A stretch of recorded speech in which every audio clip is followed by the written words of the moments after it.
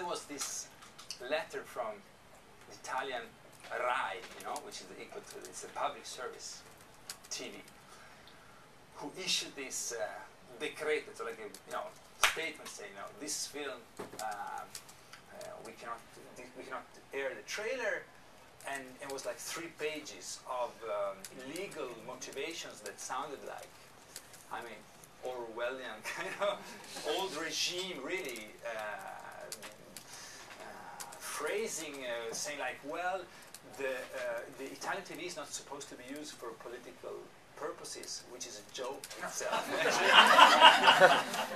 And they say like the balance on Italian TV is so even between different opinions that if we broadcast the trailer of Videocracy, it will be such an unbalance that we have to broadcast a trailer for a film with opposite points of view, etc., etc.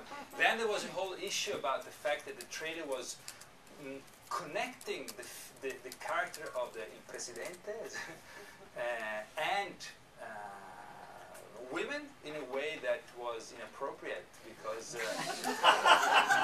as if this connection was not to be done. And you have to actually think, because the film was released. It's now it's 2009, so it was completed before all the scandals concerning young women, which have grown ever since. But what was new at the time was, I think, for the majority of Italians, for the ones who didn't realize it before, I would say, that there was this strong connection between Berlusconi's private person and what we have seen on Italian TV for the past 30 years. This was not as clear before, because before the scandals that you have heard about, Berlusconi was presenting himself as a very honest, decent, world leader, shaking hand with the Pope, shaking hand with all the world leaders, like an international figure, etc. A family father, not the type of person that is clearly showing it now. So I think that was the reason for the trailer to be banned. That connection was not made, even in a classic, I would say, in the way the Italian left has been criticizing Berlusconi with words, with rhetoric. This was much more like a visual connection, which is much more his way of communicating. And to make a long story short, the ban of the trailer was the best campaign for the film, obviously, because of, we were planning to release the film in 30 prints, and then it was like 100 after this incident. And it's also, I think, a very, very Italian idea. Thankfully, an old idea about communication that Berlusconi said himself that what is on TV exists, meaning that what is not on TV does not exist, and that idea is kind of old. I mean, I don't think he really is aware of the internet, or how much you can spread the trailer, because what happened with this trailer was that it was spreading like epidemically in Italy. Facebook. Yeah, on Facebook and on YouTube, you can imagine this. It's a 30-second clip, it's not so difficult to spread this. So this was the story about the release. But I mean, then if I can tell you more, I mean, there was a lot of like, in a very Italian, or in the way that Berlusconi handles this kind of situation. He tried to sue me with his lawyers. He tried to several TV programs on his channel started like a campaign against me, against the film, against I mean, they tried, they were sort of a compact, how can I say, a compact action among people belonging to the il mondo della televisione, which when you say this in Italian, it means something very, very strong, As the word televisione, if you say televisione in Italian, or here probably you think about the box or the screen, but in Italy it means much, much like a monster actually. proceed intuitively, you could say, while shooting, and then you go back and think what the next step is, what the next connection will be. But since I do not, I like working with documentary precisely because of this unpredictability, and I hate it also. But I mean, I like not having a script, which was not possible at all in this case. So the idea was I mean, there was a very clear idea of like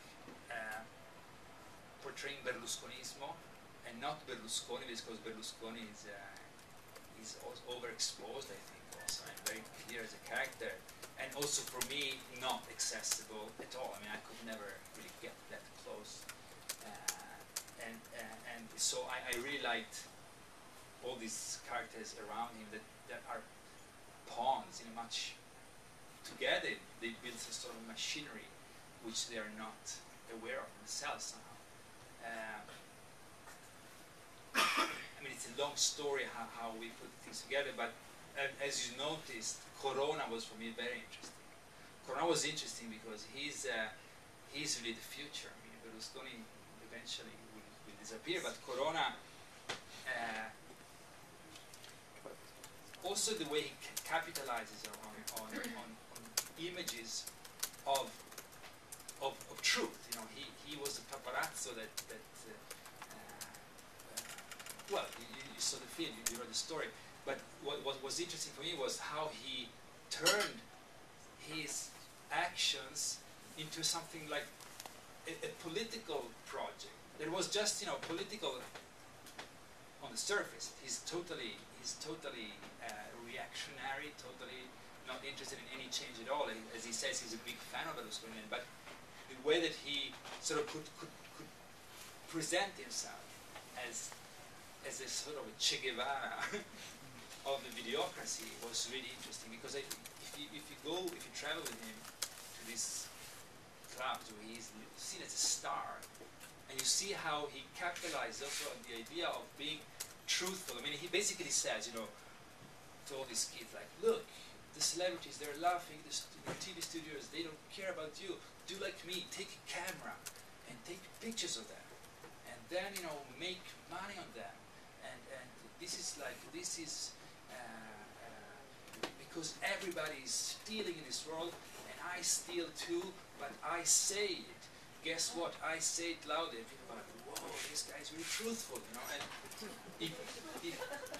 no, but it sounds like a joke, but there is something very connected to this situation in Italy of this collective, how do you say, acting. You know, people are acting, they're not telling the truth. And when someone comes out with that sort of authentic behavior, it's perceived as a value in itself.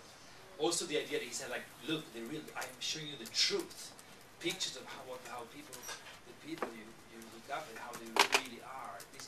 And this is obviously a project of diversion. You know, if the biggest truth in your life is Totti has a girlfriend or whatever, that's, you know, it's fantastic, especially if the one who earns on it eventually in the end is Berlusconi. Last Monday he had a meeting with all the directors of the news show, of the Kini magazine. I mean, we're talking like 10 people who are at the top of the media, most dominant media in Italy. And he had a meeting in Palazzo Grazioli, in the residence, with his media staff to plan for a strategy to save his reputation. Of course, this is problematic now, and it's appalling. I mean, it's absolutely.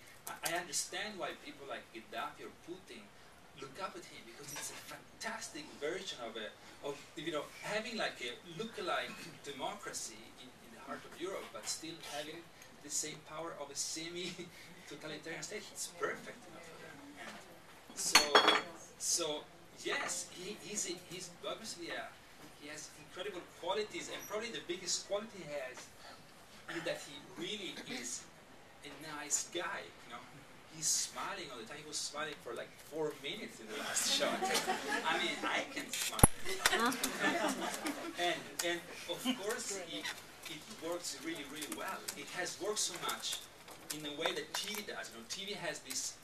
My feeling in Italy that when you're talking about morality also, and that's how TV works. There's no like right people or wrong people. They're just like funny, boring. And Berlusconi is funny, you know, he's nice, and we know him, he's like that. So it's clear to me that if everything he's done in the past 30 years, he did over a week, it'd be, you know, totally unacceptable.